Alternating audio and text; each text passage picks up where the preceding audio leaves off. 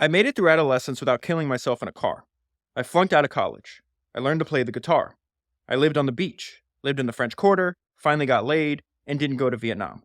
I got back into school, started a band, got a job on Bourbon Street, graduated from college, broke up my band, and went out on the road solo.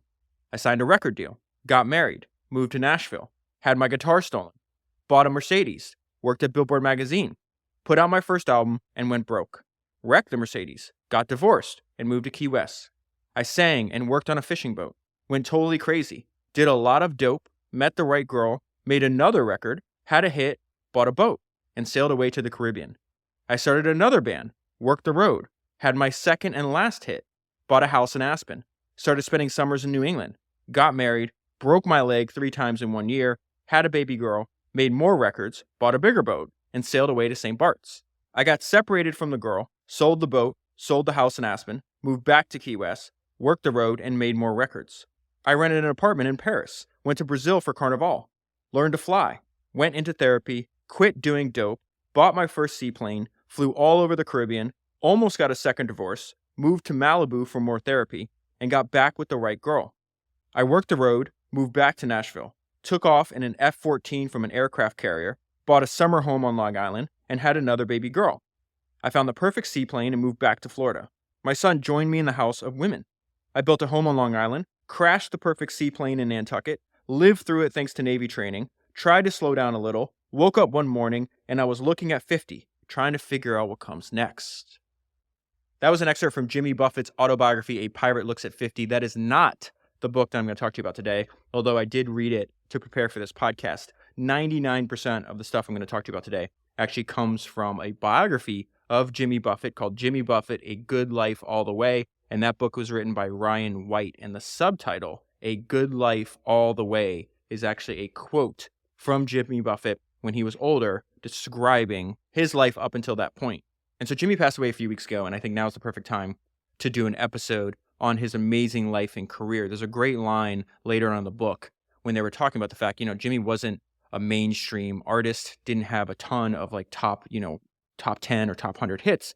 And somebody said if you looked at his career compared to other people that had a similar record, he should be going on and performing at 3 p.m. in the middle of a state fair.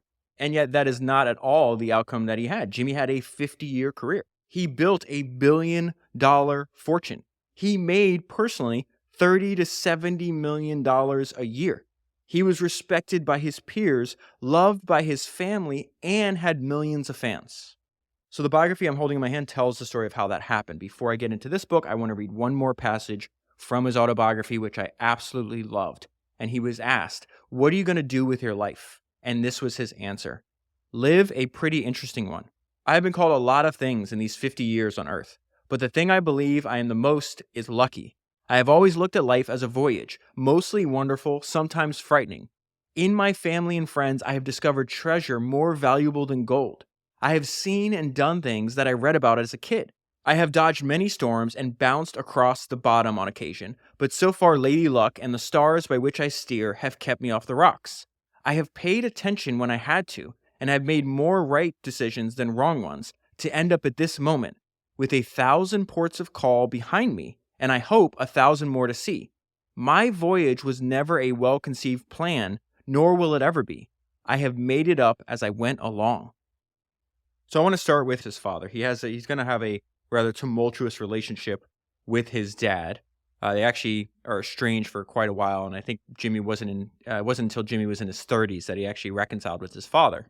And I think you could trace Jimmy's desire to live an interesting life and to treat life like an adventure to his grandfather, because that's exactly what his grandfather did.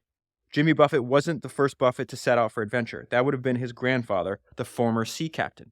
His grandfather ran oil and ammunition to Europe during World War I. He had hustled oil to Japan for the Standard Oil Company, and he had been a seal hunter in the Indian Ocean. His grandfather spent a lot of his life exploring the world by sea. Jimmy would do some of that later in life as well. And it said life would loosen up when his grandfather was gone and tidy up when he returned. He was the moon controlling the tides. To his grandkids, he was the key to the universe. Everybody around Jimmy lived a conventional existence besides his grandfather, and his grandfather changes the course of his life, not only by his example, but in one of these conversations.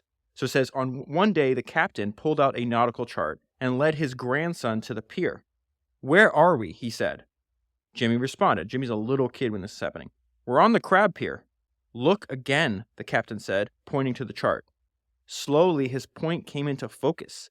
They were at the beginning of everything. From where they stood, from that point, the only thing standing between Jimmy and the world would be a lack of imagination or an overabundance of caution. At the bottom of the map, Captain Buffett had written 2 words: "Start here." All he had to do was leap, and the world would be his. And this is such an important point to think about, because the captain is giving the advice to his grandson, the advice that he took himself in his life. He was born in Nova Scotia. He came from a long line of coal miners. He was expected to be a coal miner when he was younger. Instead, he jumped out of a window, ran away, and chased after a life on the sea. And so much later in life, Jimmy had reconciled with his father. His father has Alzheimer's. And they go back to Nova Scotia shortly before he dies. And they just want to see where their whole family started. And I think what Jimmy's father says here about his own father, Jimmy's grandfather, is very important to think about, how the decisions that you and I make today can resonate through the generations. And so Jimmy's asking his dad, "What'd you think of this day?" We went and saw where the captain had grown up, where all his family is from. And his dad said, "Well, I'm just glad that he jumped out that window, or we would have all been goddamn coal miners." And so when I read that, I thought of the powerful effect that the decisions of Captain Buffett had on not only his son, but his grandson. But I also thought it was interesting because now Jimmy's dad is a much older man. He sees that his son is very successful. The source of conflict in their relationship, in that father-son relationship, was the fact that Jimmy's dad lived a conventional existence. He wanted his son to do the same, and Jimmy rebelled. He's like, "No, I don't. I want a life full of adventure." So he runs away and decides, "Hey, I want to be a musician. I am willing to take a risk. I will play on street corners for tips," which he does for a long time. So I want to jump into the late 1960s. Jimmy is in his early to mid-20s. And what is fascinating is when you read a lot of these biographies, you realize that there is some sort of innate talent that is usually revealed early. So nobody knows who Jimmy Buffett is now. Doesn't have a record deal. Is playing in bars and pizza joints and on the street. But he's starting to, at this time, the center of the music universe, especially for the music that he thought he was going to play, was in Nashville. And so he's going to these meetings, and people would notice the same thing. They said, "The first thing I noticed when Jimmy walked in the room was that persona, the Jimmy persona. He wasn't yet the Caribbean cowboy, but he had a glow. There was a presence to him." Remember that point for later, because it's really important to understanding the success that Jimmy has later in life. You could think of him as a musician. Really, what I think of him as is a performer and an entrepreneur. And I think that'll be obvious by the time we get to the end of this story. But I think it's important to stop and really think about the risk he was taking. He said, once he discovered his guitar, there's no way that he was going to have a conventional existence. He actually talks about that multiple times. It's like, I had to go in an opposite direction. I wanted to be a bohemian. I wanted to be free. I wanted to be unfettered. In fact, one of his heroes is Mark Twain. There's a lot of Mark Twain in Jimmy Buffett. Yeah, this was top of mind because I just did an episode on Mark Twain. That was episode 312 if you haven't listened to it. But the other person that young Jimmy Buffett reminded me of is actually, surprisingly, Arnold Schwarzenegger has this great line in his biography, the biography that he wrote when he was in his 70s called Total Recall. And in that book, he says, "There was nothing normal about me. My drive was not normal. My vision of where I wanted to go in life was not normal. The whole idea of a conventional existence was like kryptonite to me." That line especially, the whole idea of a conventional existence was like kryptonite to me, applies to Jimmy Buffett as well. And so to try to make it as a musician, Buffett starts to give himself a different kind of education. He's willing to perform anywhere that will take him. And he performs in pizza joints. He performs on street corners. He'll perform in bars. And so it says, New Orleans was school. He studied the way musicians work the crowds. He would set up on street corners and work for tips. And so this is a great description of what's happening. Buffett was smart enough to see a street corner and a Bourbon Street bar as but another departure point with as much potential as the old crab pier. Start there. And so it's by taking every single job that's offered to him that he actually gets his first permanent gig. He gets a permanent gig at a bar in the corner of a hotel. That bar is called the Admiral's Corner. This is very important because you can think about the life and career of Jimmy Buffett, just like you could think of the life and career of his good friend Warren Buffett. Their lives are illustrations in the power of compounding. And so this is the first time in his career that he's able to stay in one spot and start developing a dedicated audience. Start small. Every day gets a little bigger and a little bigger and a little bigger. Remember, there's 50 years ahead of Buffett. Most of his success and most of his money is going to be made 30, 35 years from now. Just like if you ever look at the net worth of Warren Buffett by age, something like 99% of it or something like that comes after the age of 50. And so while he's working at his permanent gig, he's also going back and forth to Nashville to try to get a record deal, try to make as much music as possible, try to become known. Nashville is the center of what he believes at this time is the center of the music world. It's where he has to be if he's going to succeed. He's going to accidentally realize that's not the case because he doesn't succeed at all in Nashville. And he flees to Key West, and that's where he finds his sound. He really defines his own genre and becomes in turn completely differentiated from anything else that was around. We're not there yet. He's in Nashville. He has to get a real job at Billboard magazine because he can't pay his bills. The side effect of this job, though, is not just a paycheck. It helps him build a lot of relationships inside the music industry, and it helps him school him to the game at the exact same time. So he says, I had to get a real job. Billboard magazine said they needed a writer. So Buffett starts covering the news. Like every day, there's a new artist that's being broken in Nashville. He writes about them. He will also write music reviews of albums and shows and things like that. But the most important thing this job did was that it opened a number of doors. He winds up meeting people, the music executives. He winds up people working at the studios. He winds up meeting people that work at publishing houses. He winds up developing friendships with people that work at Billboard that actually teach him the music business. One guy was Bill Williams. Bill Williams was the editor of Billboard's Nashville headquarters. And this is what he taught Buffett. He knew the town and the business that turned its gears. A hit song was nice, but owning the publishing on a hit song was even better. So they would hang out, they would drink at the end of the day, and Bill is just sitting there schooling a young Jimmy Buffett to the game. And so this is the first time in the book that this is mentioned, but it's mentioned over and over again. It's the fact that artists are a disposable commodity. There's always another kid coming to town who can sing. You've got to handle the business end of the music business. You cannot think of yourself as just an artist, as just a musician. You will get taken advantage of. Talks about, you have a hit song, but the guy that owned the publishing is making all the money. And Buffett is going to take these lessons and put them to use, maybe better than almost any other musician in history. Like there's been hundreds, maybe tens of thousands of musicians. How many of them are billionaires? How many of them built businesses bigger than their music? You're talking 10, 15, 20, the number's less than 20. And Buffett is one of them. And when I'm reading this part reminded me, I did an episode on Jay-Z's autobiography, which is absolutely excellent. The book is absolutely excellent. It's episode 238 if you haven't listened to it. But there's a time where Jay-Z's in his early 20s. This is reminding me of the lesson that Jimmy Buffett's getting in his early 20s. Jay-Z's in his early 20s when he reads this book called The Hitman. And The Hitman is essentially a history of the music industry about how artists get taken advantage of by executives and the people that actually control and own all the valuable assets. And so Jay-Z in his 20s is just like Jimmy Buffett in his 20s, was like, okay, I'm going to learn this and I'm going to make sure that doesn't happen to me. And the interesting thing is, if you fast forward 30 or 40 years into both of their careers, they both apply these lessons to the point where they both built multiple billion-dollar fortunes. Where their stories depart is Jay-Z's first album was a success. Reasonable Doubt is still considered a classic to this day. Jimmy Buffett had, a decade and a half, 2 decades of struggle. So he's in Nashville. He gets his first record deal. He's putting out songs. He's putting out music. Nobody is knocking on the door. Nashville is not interested in Jimmy Buffett's sound. And so you'll see a bunch of sentences spread out through the book describing this time in his life. And I'll say something like, the album didn't do anything. Nothing happened. He was completely stiffed. Jimmy Buffett got turned down by every single label. And the bad times were not just in his career. He got married young. It was a very hard time. They were young. It was very hard on them because they had no money and nothing was going well. And so he winds up, at the same time he's failing professionally, right? He winds up getting divorced. And so it's just year after year of struggle and rejection. So he's like, all right, I got to get out of here. He said he hated Nashville. He's like, I need a change of place. I think I need a change of place. And so he goes, where can I go? He goes to the furthest place he can think of, and he goes to Key West. And so there's 2 things that came to my mind when I was reading this part of the story. The first thing that came to my mind was that excellent quote by Steve Jobs. He says, you cannot connect the dots looking forward. You can only connect them looking backwards in life. So you have to trust that the dots will somehow connect in your future. You have to trust in something. And the thing that Jimmy is trusting in is himself, his instincts, his intuition. He does not yet know this is going to be the most important decision he ever makes because he's the first person that is able to actually package up and sell this Key West lifestyle.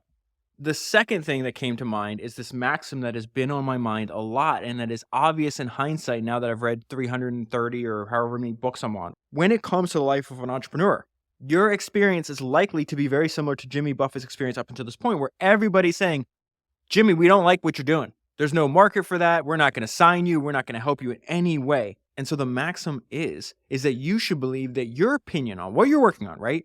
Your opinion is greater than the opinion of everybody else around you. Jimmy Buffett believed in himself and his music, and I'm going to use the parallel that keeps popping in my mind as well. Jay-Z did too. Everybody else would not sign Jay-Z. He went to other record labels. They wouldn't sign him. You know what he did instead? He started his own.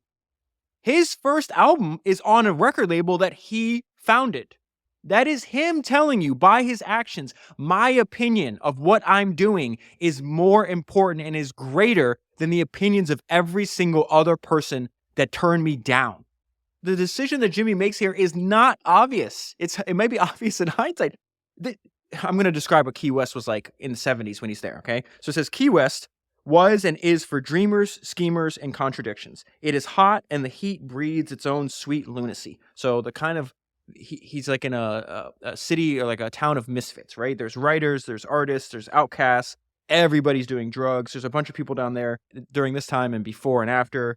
Buffett goes down there, rents an apartment for $150 a month. At this point in Key West, now, if you wanted something oceanfront in Key West, you're paying millions of dollars. He was paying $150 a month. For $150 or $200 a month, you could actually get an apartment on the ocean. This is a different Key West than what it's like today. And then what does he do? He goes to the local bar and he's like, hey, can I just play for your customers and you could pay me in tips and alcohol? And they say yes. This book is full of stories.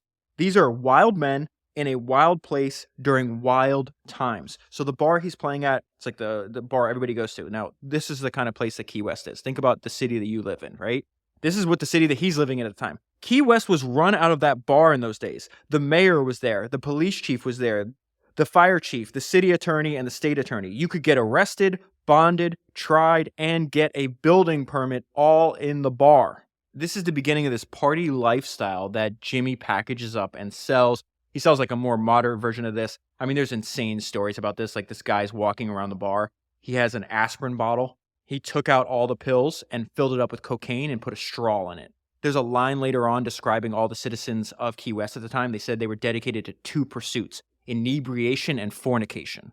There's a story in the book where somebody spikes all the alcohol with LSD, so everybody's drunk and then tripping on acid. And so at the end of the night, one of Jimmy Buffett's friends goes out to the sheriff's car, and the sheriff hands the keys to Jimmy's friend and says, hey, you have to drive. He's like, why am I? We're both like drunk and high on acid. Why am I driving? He's like, well, because I can get you out of trouble, but you can't get me out of trouble. And at the end of the story, there's a great line. It says, if you want to know what Key West was like back then, there you go. And so Key West at this time is the opposite of Nashville. It's isolated. It's cut off. It's the last place on earth you're going to move to if you want to make it as a Southern or maybe country musician. But it's because of that decision, and in part because of the isolation, that makes Jimmy so valuable. Jimmy understood at a very young age that you should not try to be the best. You should try to be the only. Jimmy stood out in Key West in a way that he would not have in a big city. Had he left Nashville for New York or Los Angeles, he would have been just another folk singer. But Key West didn't have a Jimmy Buffett, and Key West gave Buffett a canvas that no other songwriter had. And so one of the main criticisms of Jimmy Buffett at the early stages of his career, and really people didn't stop saying it for 2 decades into his career, to then people realize, oh my God, he's got this massive following, is the fact that, what are you? You have no genre. You're not a folk singer. You're not doing rock and roll. You're not doing country. Decades before Peter Thiel said in 0 to 1 that if you want to create and capture lasting value, don't build an undifferentiated commodity business, Jimmy was doing that through his actions, through his instincts, through his intuition. He was very self-aware. And so what's happening now is he's building up this small but loyal following in Key West, and he's still taking every single job he can get anywhere in the country. And so the note I left myself was, as I'm going over this section, is like, oh, this guy's got infinite runway. So what do I mean by that? In addition to reading 2 books to get ready for this podcast, I watched a documentary, took notes on the documentary, read a ton of articles trying to figure out, because this guy's got a massive business. They did $2.2 billion in sales in 2022. That doesn't include hundreds of other licensing agreements. It doesn't include his $400 million alcohol business. This guy built a money printing machine, but it didn't start like that. He says, like when he started getting paid when he was back in New Orleans, he was getting paid $150 a week as a headliner in a bar. And he's like, that's it. I'm at the top of show business. There is nothing better than this. And so he's living in now he's in Key West. He's living in a $150 a month apartment, doesn't have to spend a lot of money. And because his costs are so low and he's happy, he's just like, listen, I just don't want a conventional existence. I just want to play music and I want to entertain people. He's now got infinite runway. And so his costs are low. He's got infinite runway. And now he could all he's dedicated to is practice, practice, practice. That's another main theme of this book. Jimmy Buffett wanted reps, reps, reps, reps. He understood that's how you get good at anything. And so when he's not in Key West, he's in Atlanta, he's in Chicago, he's in New Orleans, he's in Biloxi. He's playing colleges. He's playing bars. He's traveling all over Texas. He's playing Dallas, Houston, Austin. To get to these gigs, he was willing to drive, take a train, or fly. And here's a great line in there. He needed to play live. He needed to hit the road. He needed to perform. There's no substitute for experience, and there's only one way to get it. And he's running his entire business out of the bar in Key West. He doesn't have a phone. So this guy that's booking him said, this is a time before fax machines. This is before email. Buffett didn't even have a phone of his own. So the guy that's booking him would call the chart room, which is the bar that he's working at. And he says, that's where we did business. I'd leave word for Buffett to call me back from there. Jimmy had a fierce work ethic. He had a fierce work ethic when he was in his 20s. He had a fierce work ethic when he was in his 60s and his 70s. He talked about in the documentary, he was interviewed for the documentary he was watching. He says, yeah, I'm definitely a workaholic. And so one thing that he's working on at this time, the way to get successful, there was a path, right, in the music business to get successful. That path was through radio. Radio refuses to play. Jimmy's trying to get on the radio over and over again. They refuse to play him. And radio is what's influencing record executives. They influence not only what people listen to, so the consumers, but also the executives in the music industry. This is really important. It says radio was what record executives knew. To establish an artist, to build a fan base and sell records, you had to get airplay. Different was a risk. Risk was a hard sell. Buffett wasn't like any other artist at the time. And so along the way, there's a bunch of people that meet Jimmy and have a fear. There'd be individuals, multiple individuals, that had a deep belief that he was going to be successful. This one guy that's trying to help him at this point is this guy named Don Light, and he's describing what's taking place and why Jimmy, even though he's starting to build a following on the road, why can't he get any radio play? Why can't record executives, why don't they want to sign him? Why don't they want to put resources behind him? And so he says, record labels look to the past and what had worked. Light was pretty sure that he was watching the future take shape. Kids were sitting in front of Buffett, meaning the crowd, in increasing numbers. The receipts from these concerts were adding up. And so Light's point was, if you were a record executive, right, he says they weren't off base on that Jimmy was different, Jimmy was new, and that new and different is a risk and a hard sell. They weren't off base, but they were wrong just the same. This is such an important part of the story. In that documentary, Jimmy was talking about this time in his life. He goes, it is ironic that I was never categorizable. That's what they would tell him. It is ironic that I was never categorizable, and now I'm a category. I wasn't categorizable, now I'm a category. The idea behind that statement is why he was able to build such a valuable business. And so when I got to this part of the story, it made me think of Bob Dylan's autobiography that I did all the way back on episode 259, because Bob was talking about this. And he was talking about the people who were asking him because his sound was just so different and so odd. And so it says, hey, he was asked, who do you see yourself like in today's music scene? And this is what Bob Dylan said before he was famous, before he was successful. I told him nobody. I really didn't see myself like anybody. What really set me apart in those days was my repertoire. It was more formidable than the rest of the players. There were a lot of better musicians around, but there wasn't anybody close in nature to what I was doing. Don't try to be the best, try to be the only. In that documentary, Jimmy's very self-aware. He says, listen, I'm an adequate musician and I'm a fair singer, but he's a great performer and a world-class entrepreneur. And those kind of people cannot work within a system. They have to create their own. Here's a great line on why Nashville was not right for Jimmy Buffett and why every time he went there, he got rejected. No one's ever eager to fix a cash machine that isn't broken. Go back to episode 300, James Dyson, still my favorite book. Against the Odds, an autobiography by James Dyson, is still my favorite book out of every single book that I have ever read for this podcast. What was James' mistake? Oh, great, James. You invented the world's first cyclonic vacuum. Who did you try to sell to? You tried to sell to a company that made $500 million a year selling vacuum bags. You eliminated the bags. Of course, they're not going to buy it because no one's ever eager to fix a cash machine that isn't broken.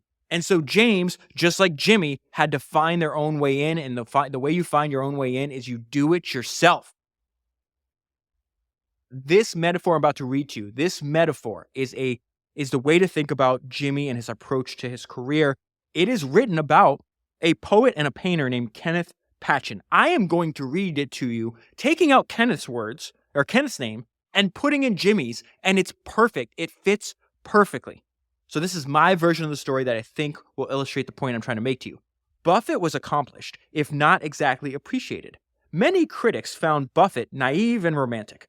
Even the most generous praise was usually grudgingly, as if Buffett had somehow won his place through sheer, wrong-headed persistence. Sure of who he was and what he was doing, he kept at the job of being Jimmy Buffett until people came around or didn't. He didn't worry about it. And so what is Jimmy's response to being told no by the industry, being told no, you're not categorizable, we're not putting any marketing dollars behind you, we're not putting you on the radio? Well, his response to this sounds a lot like if you listen to the episode 314, Paul Graham, How to Do Great Work. I love this. Paul Graham says something that grows exponentially can become so valuable that it is worth making an extraordinary effort to get it started. The Jimmy Buffett version of that idea sounds like this. He made up his songs when nobody was looking and played them for anyone who would listen in coffee shops, student unions, and listening rooms. And so even when he was a young man, he had this relentless self-belief in himself and his work, and he was trying to make a product that only Jimmy Buffett could make. And so he releases this album, and so he has a song on there called Why Don't We Get Drunk? This is his first, what we would call like a hit, like a middling hit, but at this time it was the biggest song they ever had. And what was fascinating is people around him were trying to change the lyrics of the song, because Why Don't We Get Drunk? If you leave it there, that'll play on country radio. Nashville will play that. But he adds in the lyrics, it's Why Don't We Get Drunk and Screw? Remember, Jimmy is living in Key West. They are dedicated to the twin gods of inebriation and fornication. And so he's writing his lyrics about how he's living his life at this time. And so people around him would say, hey, you got to take those words out of there. This could destroy your career. And Buffett said, why? I don't even have a career yet. How can it destroy it? This could make it. And so the entire album, it's called A White Sport Coat and a Pink Crustacean, is like that. And this is what it says. This album was the first Jimmy Buffett record that only Jimmy Buffett could make. It wasn't folk or country or rock, and it wasn't trying to satisfy anyone but Jimmy Buffett. And so Jimmy is working with Don Light. They share the same philosophy. And the philosophy is that anything that rises above the mire is a success. Anything that draws attention to itself and continues on without some sort of great preposterous hype cycle involved is a success. And that's what Jimmy's music started doing. There was no niche. There was no genre that you could put him in. In fact, he created his own genre. It's called trop rock, tropical rock. And so Jimmy just keeps on doing what he was doing. He tries to get as many reps as possible. He winds up making like 8 or 9 albums in the first 10 years of his career. I think he winds up publishing over 30 albums in his lifetime. So he grabs his guitar and he goes back on the road and will play literally any place that will have him. And then he starts doing something that is very fascinating. And they talk about this in documentaries. You can see it on YouTube as well. He doesn't just play songs. He will play a song and then he'll just talk directly to the audience. Sometimes he'll talk for 12 minutes and then play another song. Then he'll play a few songs. Then he might talk for 20 or 30 minutes. This guy's again, think of him more as a performer, not a musician. And what you realize is wait a minute, these people aren't there just for the music. They're there for him. And this idea that Jimmy was just communicating directly to his audience is really important because it's repeated over and over again. It says stuff like, hey, this guy could talk, and people loved him for it. He was quick. Another description, on stage, Buffett was part barstool philosopher and everybody's stoned best friend. He was a run-on sentence punctuated by an occasional song, and he was busy. He would find himself far away from Key West for longer periods of time. Buffett had on-stage wanderings and extended monologues. People liked those. They paid to hear him talk as much as sing. Again, they're not just buying music. They're there for him and anything that he does. He had no idea. It's going to take 15 years, maybe 10 or 15 years from where we're in the story, till he actually turns that into a business, and that's what allows him. The business supports the music. If he just did music, he would have never been able to survive. He just doesn't know that yet. Now, this is hilarious. So that song, that first hit, right? Why Don't We Get Drunk? It winds up being a massive hit inside of bars. So A huge revenue stream of bars at this time were jukeboxes, right? You go up, you pay 50 cents, a dollar, you get to choose what everybody else in the bar is listening to. So he winds up, and I didn't even know this was an entire industry, and they actually tracked how many sales. So in 1973, he sold on jukeboxes 50,000 copies of that song, Why Don't We Get Drunk? And so he's like, oh my God, I'm going to be rich. I'm going to take this money from the song and I'm going to buy a boat. And the reason that didn't happen is because at this time, the mafia controlled the jukeboxes and they would never pay out a dime. A young Jimmy Buffett gets stiffed by the mafia. This is also a lesson he learns later on. Okay, I need to control my own distribution. And so what is Jimmy's response to the fact that he's got a song that a lot of people are requesting, a lot of people are playing? Well, it says, there'd be no slowing down. Jimmy Buffett played a concert at noon on a Monday in a student union center on the campus of Purdue. The admission was free. That is not a gig you play for fame. You play because it's your job. He would play any gig anywhere that would have him. And so at this point, that is repeated over and over again. This is the note I left myself on this page describing Jimmy. Blue collar work ethic, learning machine, loves it, won't quit. Again, people that have a blue collar work ethic, learning machines, love what they do, and won't quit are so hard to beat. And so now that he's been at it for almost a decade, we start to see the very beginning of this compounding of his customer base.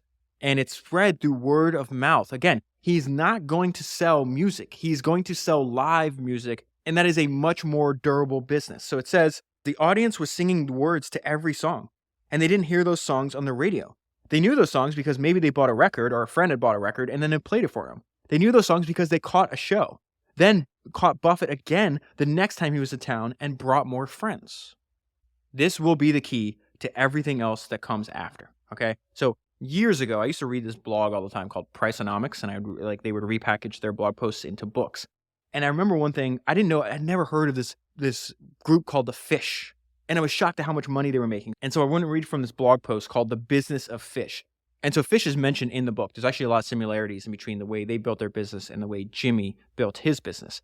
And so this article is several years old, but it says, over the past 4 years, the rock band Fish has generated over $120 million in ticket sales. They are one of the most lucrative touring acts in America and have generated well over $250 million. Yet by other measures, the band isn't popular at all.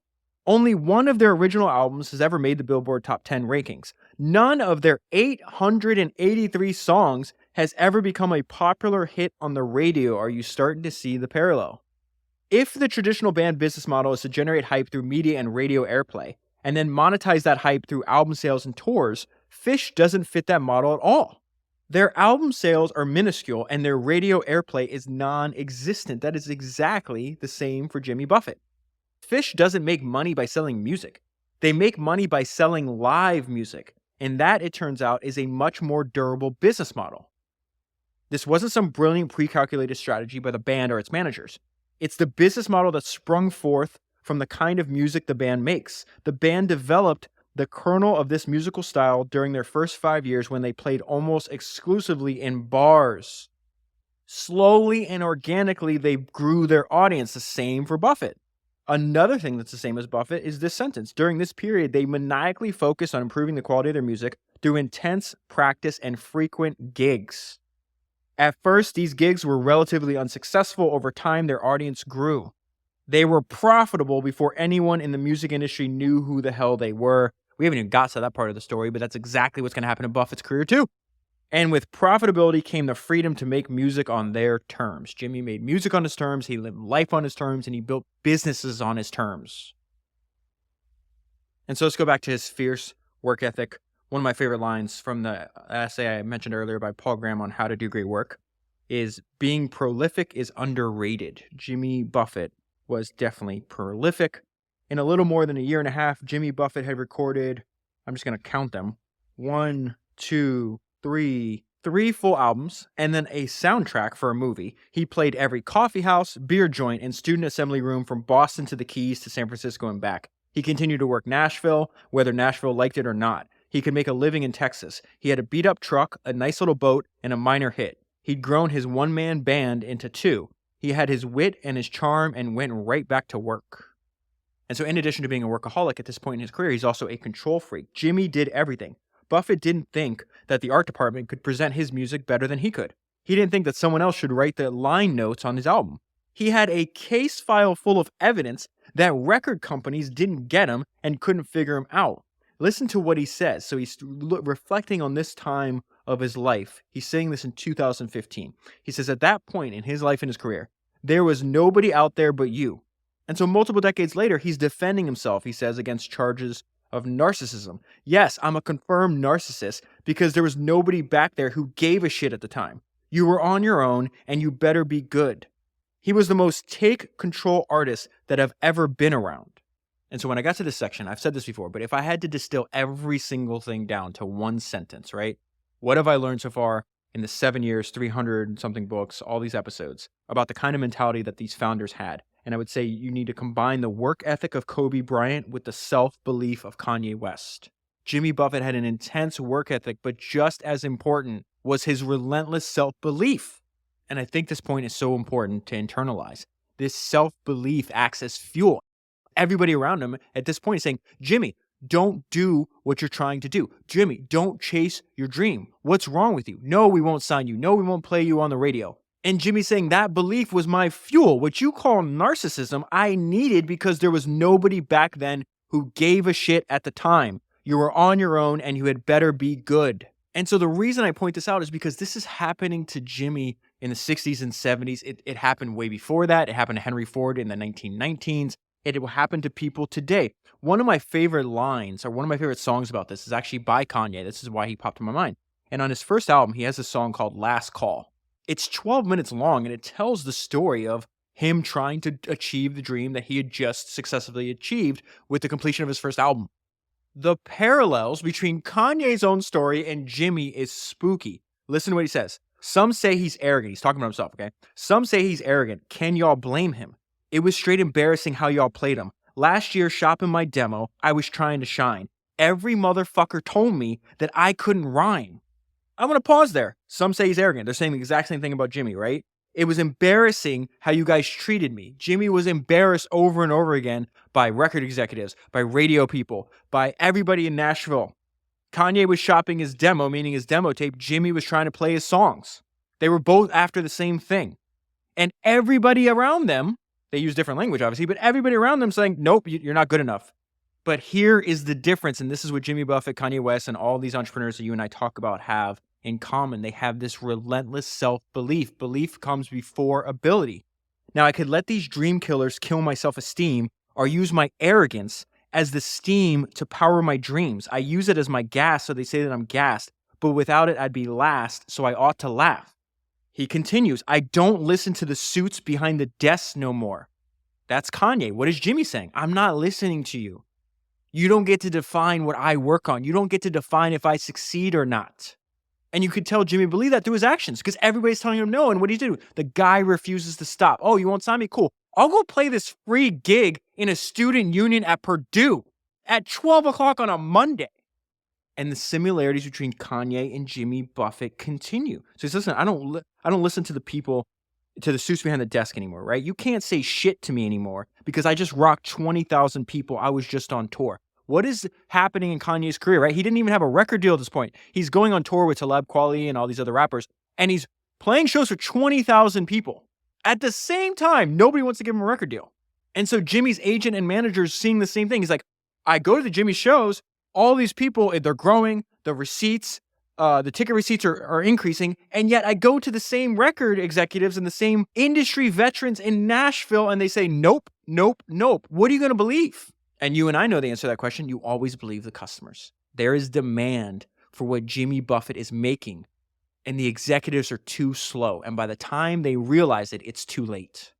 And so slowly but surely, Jimmy is finding a new way to make it in the music business. Another thing that I haven't talked about yet, but he was obsessed with cost efficiency. I referenced this as an infinite runway earlier, but he talked about this. He's talking about it now. We're still in, like, let's say the late 70s, early 80s at this point. And he talked about it when he was a much older man, when he was like 50, 60 years old. And at that point, he had been traveling. They called it they said Jimmy Buffett had been moving his traveling carnival show across America for more than 30 years.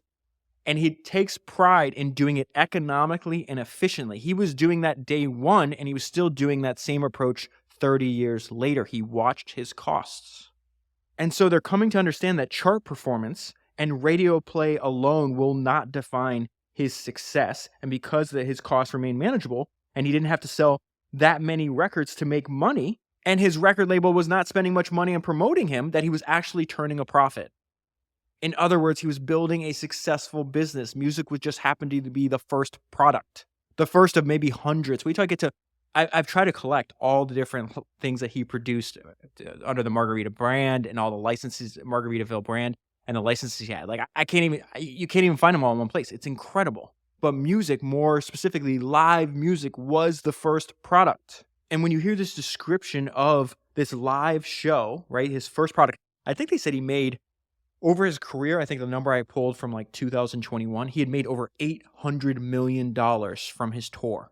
This is the beginning of it. It says he pretty much stayed on the road, jamming more hours and miles into each day than the laws of time and space would seem to allow. He had proven himself capable of writing and recording music, putting together a band, and keeping that band on the road and getting it on stage each night, no matter what. Everybody working for him and everybody around him calls him the benevolent dictator. That is the name that he gave himself, and that's how he approached his business. He liked being in charge, and he liked being detail-oriented. He is a benevolent dictator. That's what he calls himself. And you can tell right from the jump that he's smart. He keeps the main thing the main thing. This is so smart. The ground rules, as he explained to everybody around him, was simple. I don't give a shit what happens 22 and a half hours of the day. The only thing that matters is the 90 minutes that we're on stage. If you had a shitty day, or if you're just dragging ass, I don't want to hear about it. Don't complain. What matters is the 90 minutes on stage. Kept the main thing the main thing. If we take care of this 90 minutes every night that we're on stage, and we do that for a long time, we'll get every single other thing that we want out of life. The 90 minutes on stage every night is what made Jimmy Buffett tick. And so it's because he stumbled onto this business model. It's because he watched his costs. It's because he was maniacal about practicing and making his live show better and making a profit, even though it was a small profit, right? But that profit gave him an infinite runway, and what that achieved is another maxim from the history of entrepreneurship. Stay in the game long enough to get lucky. He is about to do that. This is the creation of Margaritaville, the song, what will become the cornerstone of his billion-dollar empire. In his notebook was a song Buffett began writing in Austin after drinking away an afternoon in a Mexican restaurant in a strip mall. He was with his friend, and they had a few hours to kill before a flight, and so they had some margaritas. I started it, and then I get off the plane in Miami, and I drive on the overseas highway to Key West, and on the 7-mile bridge, there was a traffic accident, and I sat there for an hour and a half, and I finished the song. He decided to call that song Margaritaville. And so he takes the song and performs it for his producer. This is why I go back to that maxim, that you should believe that your opinion is more important than the opinion of anybody else around you. His producer tries to get him to change the title. Luckily, Jimmy did not listen to him, so they released the song, right? And then he's in the Caribbean. He's, when he's not on tour, he's fishing, he's drinking, he's writing music, he's practicing his guitar. And so unbeknownst to him, and it was completely unpredictable to him, the radio starts playing Margaritaville. It's like, oh, that's kind of weird. And then it automatically starts getting steam, and it starts looking like a hit. And he's in the Bahamas. He's like, oh shit, we have to capitalize on this. So he says, change of plans, go get your ass back on the bus. And so he leaves the Bahamas to go back to the United States, right, to start this tour. This is an excellent line. It was time to tour, and he couldn't possibly have imagined, as he lifted off from the Bahamas, that this tour would never really end. And so I mentioned at the beginning the fact that one of the things you have to admire about him is, in addition to, making millions of people happy with his work, building this great business, building wealth for his family, is the fact that he was respected by his peers. There's all these kind of great stories in the book. Like, this guy's flying over Jamaica. He was a pilot too. He owned a bunch of planes.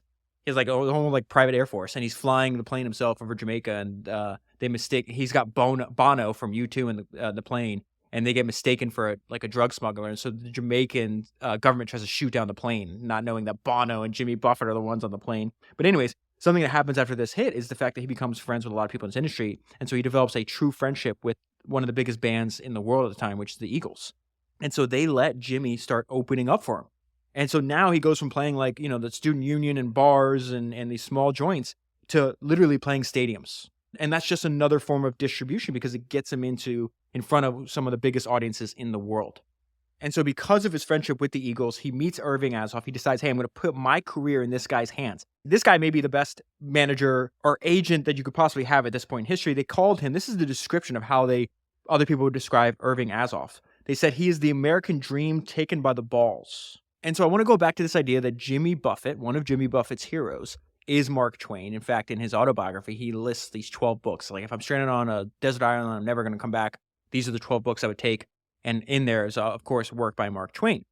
But there's also similarity in the sense that you can think about what's happening in Jimmy Buffett's life right now in his career. This is an inflection point. There was an inflection point in Mark Twain's world as well, where he's in Hawaii. He'd already written like one viral hit. And there's this diplomat called Ambassador Burlingame.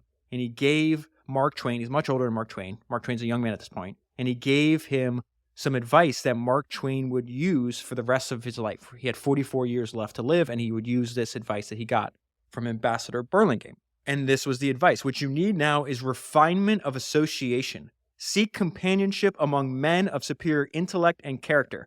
Refine yourself and your work. Never affiliate with inferiors. Always climb. Jimmy is doing that. Jimmy is climbing. He releases the next album after Margaritaville. There's another parallel with Mark Twain. They say it specifically. So he releases this album. It's really about his grandfather, right? Son of a sailor. That's describing his grandfather, his dad, and Jimmy. This album sold big with limited radio play and no hit single. And Buffett was selling out shows across the country. He's become the Mark Twain of Southern music. And so he's constantly refining who's around him. It says, Buffett had developed a disinclination to hang around with fucked up people. Everyone wanted to show Jimmy what a wild partier they were because he was so famous for being a partier, and he just hated that. Buffett liked to party, but he had his stuff together, and he wanted to be around other people who did too. And so remember when Buffett said, yeah, I may be a narcissist, he also understood something about himself, which I don't actually think is a negative. He realized, oh, I'm addicted to applause. He would go out and go to the Caribbean, like take a vacation, whatever the case is. But then he's like, there was like a yin and yang to his life. He's like, I have to take a break from the road and then I have to get back to the road because I miss it. And he says explicitly, listen, I have a thing for applause. I'm addicted to applause. Now, using the word addicted, I am addicted to applause. If your main business is a live traveling show that you're going to do for 3 or 4 decades and you do 30 to 35 shows a year in and year out, not missing any show, that addiction is a good thing for his business because that addiction is what keeps him on the road for decades. That addiction may be the cornerstone of this Margaritaville empire. And what's fascinating is all this is happening to him. Like, yeah, he's going to have Margarita, but Margaritaville is a hit. But I think he goes to 37 years, something like 37 or 35 years, something like that, between his next hit, which is going to be the song written in 2003 by Alan Jackson called It's 5 O'Clock Somewhere. And so what's happening at this stage in his career is like, oh, okay, my career is not going to be driven by hits at the top of the charts. And I'm not going to be driven by mass appeal. So I have to find another way in. And the way he found in wound up being much more lucrative than if he had pursued what he thought he wanted initially. And so now he's in his 30s and he says, listen, he'd released 7 albums in 6 years and had produced 1 top 10 single. Not one of those albums had gone past number 10 on the album chart. Radio hadn't been able to deny Margaritaville, but after that, it was like radio found the hole in the fence that Buffett crawled through and patched it up. Fine. You put up a fence, we'll crawl our way through. We'll jump over it. We'll dig underneath it. We are going to find another way. And that other way is through entrepreneurship. That other way is realizing, hey, these are not fans. This is a brand. I am fulfilling a need that I didn't even know existed because I was just fulfilling that need for myself. It says the need for a Caribbean poet spinning palm trees and stiff drinks into middle-class fantasy was an accidental discovery. And why did I say that's more lucrative? Because fashion changes, musical taste changes. But if you love the person, that doesn't. I'm going to get there in a minute. This is what I mentioned earlier, that Buffett is an entrepreneur, for sure. His first product just happened to be live music. But he's got all these people around him that had experience in the music industry. And they keep warning him and other people around him, like, listen, man, people that want to be musicians are dime a dozen. The people that last are the ones that transition from artists to businessmen. They understand, they think like a businessman. You hear Buffett talk, he clearly talks like an entrepreneur. And so he talks about, there's this one guy that had he was a talent agent. He just knew everybody in the business. He was very famous in the 50s, 60s, 70s. And this is his warning. He says, there's a couple things that I'm going to pass on to you from my experience. You're going to meet a lot of talented young people, and a lot of them are going to be one-hit wonders. And you know why? They simply don't have the intellect to deal with becoming a businessman. And so that continues to push Jimmy Buffett down the path that he's already started. He's like, my business is not hit driven. It's not radio. I'm in the live music business. And then he's going to accidentally discover a way to turn the love of that show that he has into this business empire, which again, this is not a fat get rich quick thing. This is like, it says something, I think I mentioned this earlier. It's like he was in terms of business, he was an overnight success, 30 years in the making. And so now we're in the 80s and they're talking about the overall trends. This is so fascinating because mainstream tastes for music genres are going to change, right? They're going to change by the decade, maybe by the year now, maybe by the half decade. Buffett was immune to this because it's not about the music. It's about him. And so they talk about, they went from the age of singer-songwriters. Then there was disco, and then there was punk, and then there was this thing called outlaw country. And so all these people, these one-hit wonders are coming and going, and Jimmy Buffett is sustaining. It says he'd built an audience, and that audience couldn't have been genre dependent because he didn't have a genre. Why would a new decade of changing taste change that? And a way to think about that is Buffett was the genre. Make no mistake about it, and it is said explicitly in this documentary I watched. He is a cult leader. You could mistake him for the leader of some strange tropical cult. It is a cult of personality. It is built around him, not built around any genre of music, not built around any changing fad. There's very few people, very few artists that understood their fans or their customers as well as Jimmy Buffett does. You look at any great business, they understand their customer very, very well. Jimmy just applied that to fans in the audience. And so there's many examples where these fans in this market is pulling the product out of him. 5 years have passed, right? So in the last 5 years, since he released Margaritaville, he made 5 more albums. Being prolific is underrated. 5 years and as many albums since Margaritaville, Jimmy Buffett was still the man from Margaritaville. He signed a deal with Miller Beer and recorded a jingle. He records a commercial for Miller Beer. At the shows, the commercial was so popular that they request him to perform the commercial like it's one of his hits. How crazy is that? And then this is what he says. This is what I mean. It's like there are very few artists who understood their fans as well as Jimmy Buffett did. Responding to a request to sing the commercial, Buffett said, "Yeah, we'll do the commercial. Yeah, that was the closest thing I've had to a fucking hit in 5 years. Here you go. You ask for it, you get it." If you listen to your customer base, they will pull the next product out of you. He talked about this. He meets this guy. They talk about this in the documentary. He goes to the same cities over and over again, which again, that is so important because if you went to the Atlanta show last year, you'll go to the Atlanta show next year. And then as he ages, you went to the Atlanta show for 10 years. Now you're not in your 20s or 30s now. Now you have a kid. Now your kid is going with you. It is literally generational. That's how crazy it is. So he'll go through these towns and he goes in the store one day and the guy that owns the store just happens to say, "Oh, you're Jimmy Buffett. Come here. Like, I got to give you a big kiss. I love you." And the guy's like, "Why?" He goes, "Because every time you come to town, you see these Hawaiian shirts that I'm selling." He goes, "I can't keep them in stock. They buy every single one." And Jimmy's like, "Oh, I guess I should make my own Hawaiian shirts."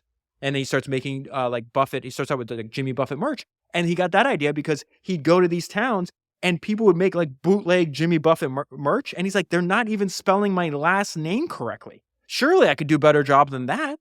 And even though his name was misspelled, they couldn't keep the t-shirts in stock. The market is pulling the product out of him.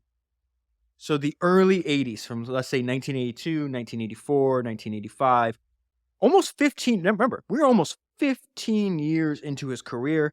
Jimmy is now 38 to 40 years old. This is when he starts, oh wait, we're going to do shirts. We're going to do a book. He had an idea for a movie.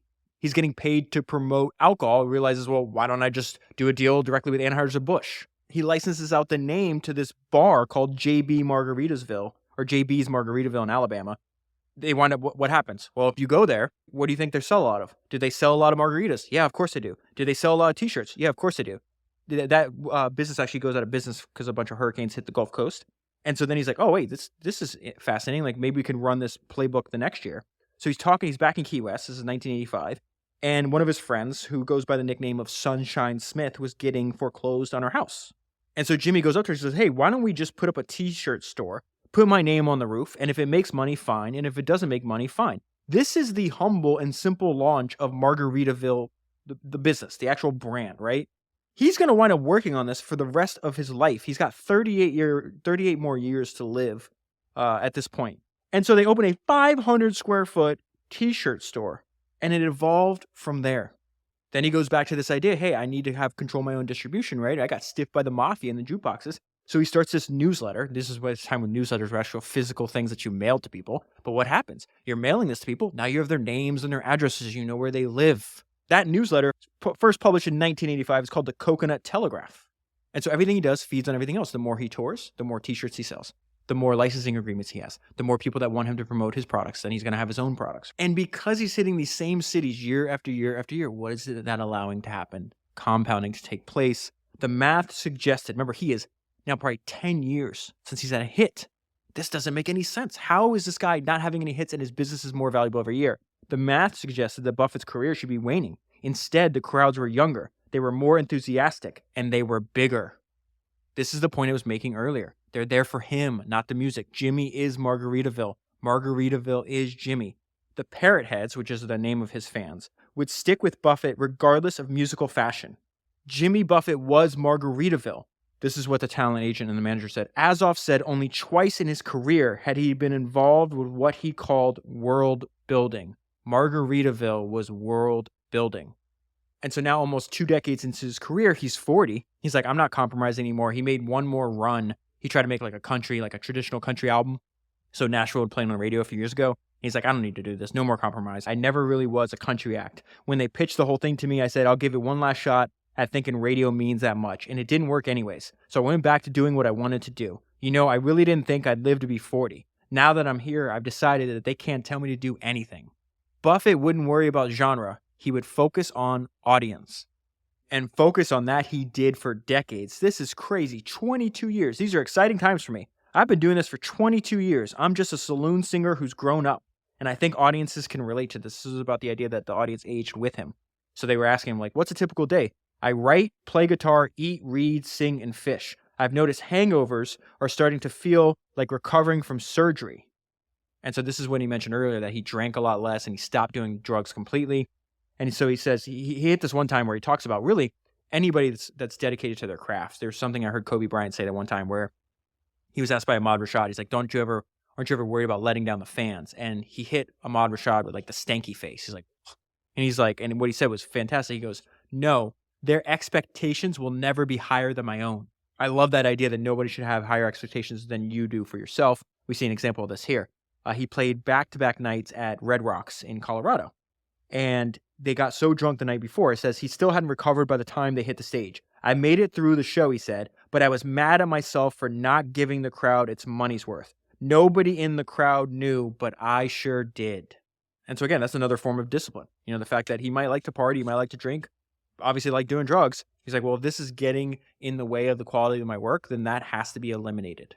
So by the late 1980s is when they branch out into restaurants. This is crazy. I had no idea they did the revenue that they do. For a few years, the restaurant in the Margaritaville in Las Vegas was the highest grossing restaurant in the United States.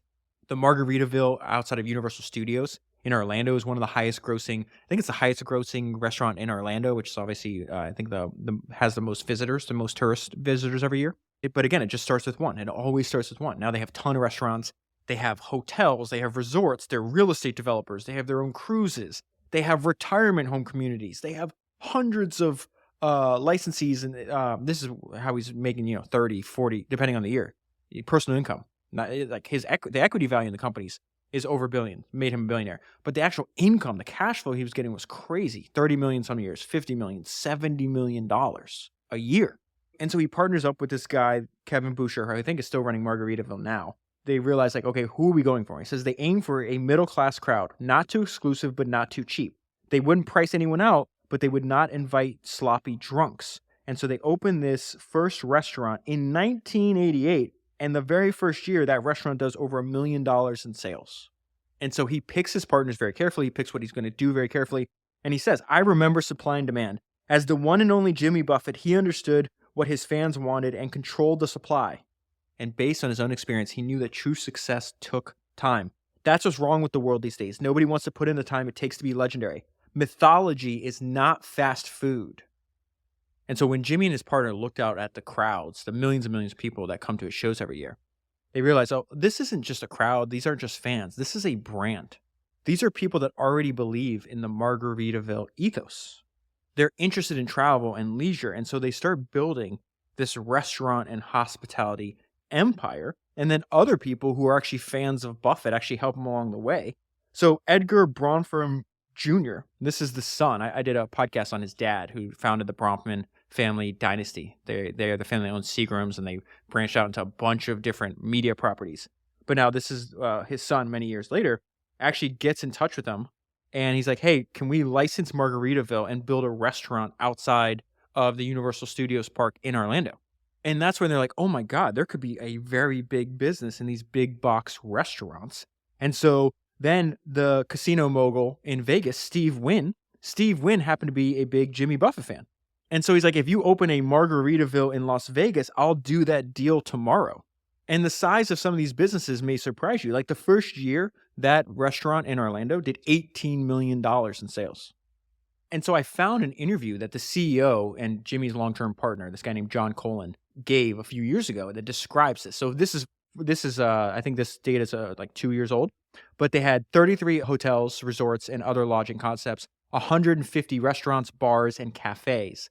They take an asset-light but hands-on approach. So what does that mean? Margaritaville Holdings intuitively adopted an asset-light model where it licenses its intellectual property to owners and operators via franchise agreements.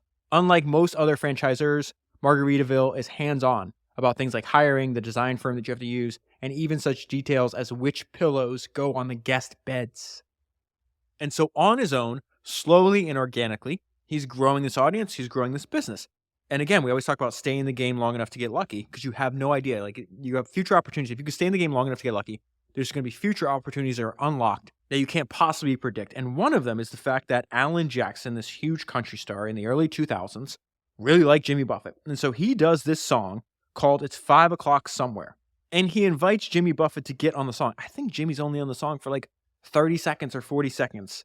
And this song goes crazy. It spends 8 weeks in the summer of 2003 at number 1. It wins a Grammy. It wins a Country Music Association Award. It wins an award, the Academy for Country Music Award for Single of the Year and Video of the Year. This line is hilarious. It says 3 decades after Jimmy Buffett arrived in Nashville from Mobile, Alabama, he was an overnight country music sensation. Why is that important? Because millions and millions and millions of people, different new people that may not have known who Jimmy Buffett was, hear the song. There's a Margaritaville ad at the end of the song. It talks about, hey, it's always 5 o'clock in Margaritaville, Buffett said. I've been to Margaritaville a few times, Jackson replied. They have a full-on conversation at the end of the song about Jimmy's business. You couldn't pay for advertising like that. And so now he has this huge swell of new fans that didn't know him. And so what's the difference? What difference does this make? He releases a new album. Remember, he started in the end of the 1960s. This is 2004. He drops this album called License to Chill. And it's his first number 1 album on Billboard's album chart. Think about this. Buffett's first number 1 album took him 30 years to do. That explodes his popularity. It also explodes his business. Now the deals are bigger. Like you're doing a restaurant that may be doing $20 million a year in sales for one restaurant. You know, they have 150 of them, whatever it is. But now they start building these massive resorts. They build a resort called the Margarita Beach Resort. It's actually in South Florida. It costs $200 million to make. $200 million, and that's just one property. This explodes his tour business as well. Between 2000 and 2009, he was the 10th highest grossing act in the country. The other people on the list are people like Bruce Springsteen, the Rolling Stones, U2, and Elton John. They start a line of cruises. They start selling their licensed product on the Home Shopping Network. They build a hotel and casino in Oklahoma. They have their own line of margarita machines. They sell tequila. He starts Land Shark Beer. He sells bicycles, hammocks, bedding, luggage, candles, online games, dozens of other products, and more than 3 million cases of Land Shark beer a year. Over 15 million people a year visit his restaurants, his hotels, his casinos, and his resorts. Incredible. This is where we'll end. He's been doing this all of his life, from the earliest days of his career. 4 decades on, there's still nobody who understands who Jimmy Buffett is and what Jimmy Buffett does better than Jimmy Buffett. It was the little details about dealing with vendors, dealing with promoters, dealing with different concert halls, dealing with sound systems. And when he got somebody who was good, he hung on to them. And if they started to screw up, which happened when they were partying too much, and they took it for granted, he knew. He was very detail-oriented. He just paid attention to shit. By any reliable measure of pop stardom, Buffett shouldn't have had the career he's had. Margaritaville was the 14th biggest hit of 1977. He should be going out and playing at 3 p.m. in the middle of a state fair. If I ever had to defend myself for my career, Buffett said, I would only say that the most bitter artists I know are those who had the chance to jump through the hoop and chose not to take it. They stayed on as a coffeehouse singer, but I jumped through not knowing what was on the other side. And when I got there, I had to deal with it. It wasn't happily ever after. I was just getting started. What an incredible story if you think about where he started and where he ended up. That is where I'll leave it. For the full story, highly recommend buying the book. If you buy the book using the link that's in the show notes in your podcast player or available at founderspodcast.com, you'll be supporting the podcast at the same time. That is 323 books down, 1,000 to go, and I'll talk to you again soon.